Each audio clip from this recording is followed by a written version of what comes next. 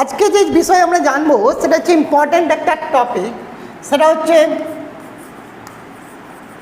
Resonance effect. এই resonance effect সবাই জানো, কিন্তু শর্টকাটে বা কম সময়ের মধ্যে আমরা কি করে প্রশ্ন সমাধান করব, এটা আমরা আজকে দেখব। দেখো, প্রথমেই মনে রাখবে, ধরো তোমাদের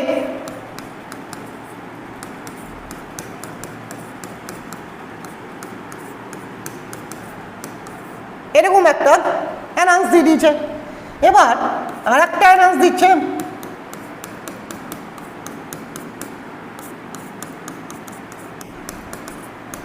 এরকম ধরনের।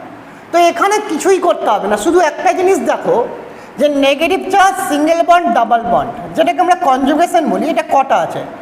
একটা এর মধ্যে দেখতে পাচ্ছি, এর মধ্যে কিন্তু আর নাই। কিন্তু এখানে দেখো একটা, দুটো, তাহলে এখানে কনজুগেশন করা দেখতে পাচ্ছি, দুটো দেখতে পাচ্ছি। তো অবভিয়াসলি রেজোন্যান্স দ্বারা স্থিতিশীলতা সবচেয়ে বেশি হবে দ্বিতীয়টা। তাই দেখো কত সুন্দর করে আমরা কম সময়ে বলতে পারছি যে রেজোন্যান্স দ্বারা স্থিতিশীলতা কোনটা বেশি হচ্ছে। তাহলে আমরা নেক্সট আর একটা কোশ্চেন আলোচনা করবে। আমার উত্তর বলার আগে তোমরা পজ করে ভিডিওটা অবশ্যই কমেন্ট বক্সে উত্তরটা লিখবে। তো দেখি কে কেমন পারছে।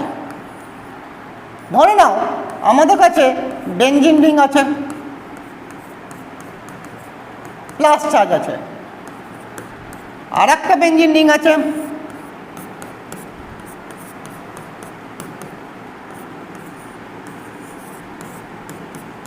এই দুটোর মধ্যে কোন চার্জটা অধিক স্থিতিশীল?